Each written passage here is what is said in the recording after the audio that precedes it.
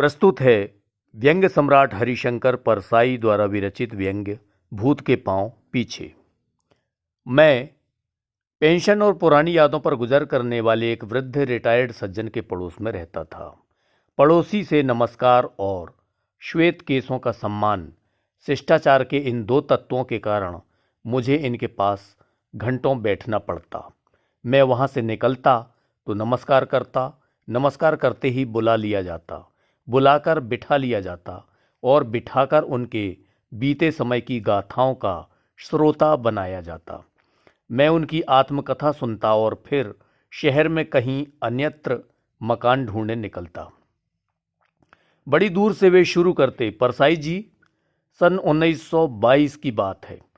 तब मैं लखनऊ में था। मैं 3 वर्ष तक उनकी कथा का श्रोता रहा और तब तक वे 1921 से 1925 तक आ पाए थे। अद्भुत स्मरण शक्ति थी उनकी। किस सन में कहाँ थे और उनका खर्च कितना था, सब उन्हें याद था। कुछ यूँ चलते थे। मैं यहीं जबलपुर में रहता था, गुरु के तिगड्डे पर। मुझे तब 75 रुपये मिलते थे, मगर क्या सस्ता जमाना था।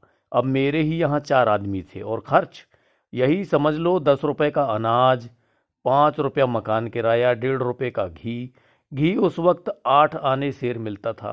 1.5 रुपये का घी हुआ और 1 रुपया नाई धोबी का। 1 रुपये में तेल साबुन और 1.5 रुपया फुटकर खर्च। जोड़ो कितने हुए। वे मेरी ओर टोटल के लिए देखते। मैं क्या खाक टोटल करता? मैं तो मुश्किल से सुनता था। वे ही जोड़ करते, 10 और 5 15, 15 और 1.5 16.5, 16.5 और 1 17.5 और 1 और 2.5, तो कुल 20 हुए। और तुम नहीं मानते तो 5 और सही, बस 25 से 1 कौड़ी ज़्यादा नहीं। तुम बुरा मानो चाहे भला, पूरे 50 रुपये हर महीने बचते थे। ऐसा उल्लास उनके मुख पर आता मानो अनायास कहीं से 50 रुपये उनकी मुट्ठी में आ गए हों। फिर मेरे कान के पास मुंह लाकर बड़े विश्वास से कहते, हर 2 महीने में बच्चे की माँ के लिए एक जेवर बनवाता था। ऐसे मुग्ध नयन हो जाते मानो अपनी नव परिणीता को प्रेम से अंगूठी पहना रहे हों। एक दूसरे रिटायर्ड सज्जन का अल्प साथ रहा। वे अंग्रेज अफसरों के किस्से सुनाया करते थे। ग्रीनफील्ड और बटलर साहब की मातहती में वे रहे थे और उनकी कृपा जीवन का आधार बन गई थी। अक्सर सुनता था। ग्रीनफील्ड साहब मेरे ड्राफ्टिंग से बड़े खुश थे। मेरे ड्राफ्ट पर आंख मूंद कर दस्तखत कर देते थे। हम तरुण इस रस को नहीं समझ सकते। यह शौक नहीं है, मजबूरी है। जीवन बहुतों को इस अवस्था में मजबूरी हो जाता है। जीने का अर्थ करना होता है, पर वे करें क्या? हिंदुस्तान में इतनी मक्खियां भी नहीं हैं कि सब वृद्ध उन्हें मारते मारते शेष जीवन गुजार दें। हाँ, कुछ को मैंने एक काम और करते देखा है, बेटा बहू से 8 पहर लड़ने का। इससे बड़ी चहल पहल में दिन कट जाते हैं। आखिर उन्हें जीना तो है, वे कहाँ जिएं?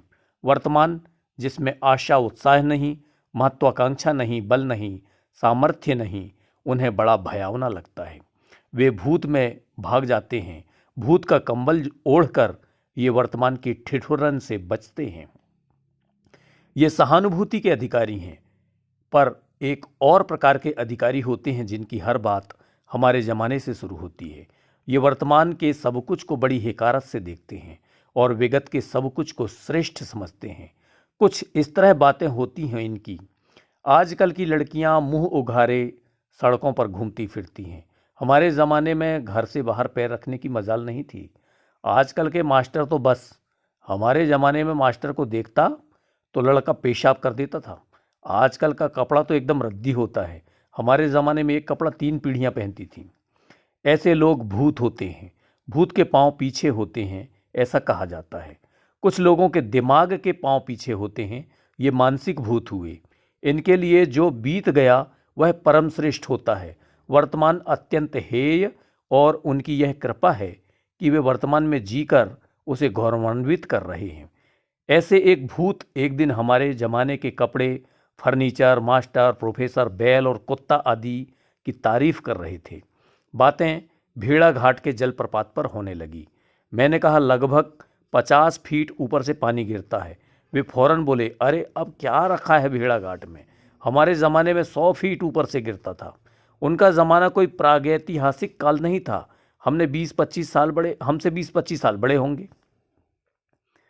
कुछ लोगों के सिर पर जातीय भूत सवार रहता है। वे इस बात को कहते हुए नहीं थकते कि हम प्राचीन ऋषियों के वंशज हैं, हम आर्यों की संतान हैं। इनके कुछ बने बनाए फिक्रे होते हैं। प्राचीन काल में दूध दही की नदियां बहती थीं, शायद क्षीर सागर में गिरती होंगी।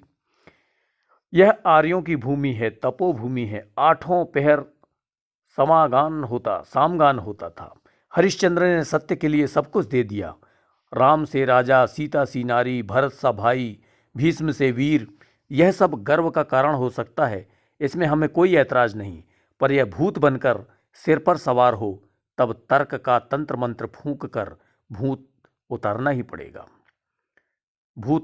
पड़ेगा।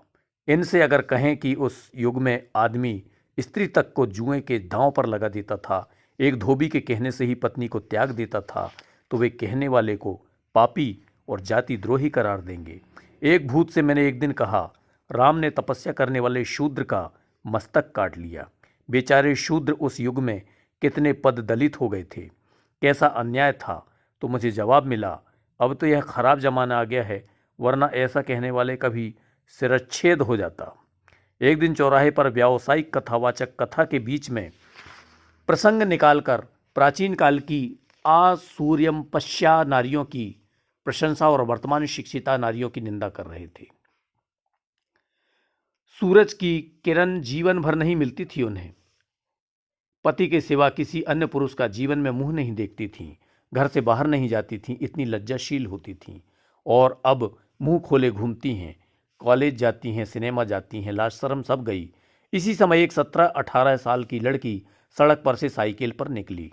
सड़क पर लोग जमा देखे तो घंटी बजाती हुई चिल्लाई, ए हटो, रास्ता दो, हटो हटो।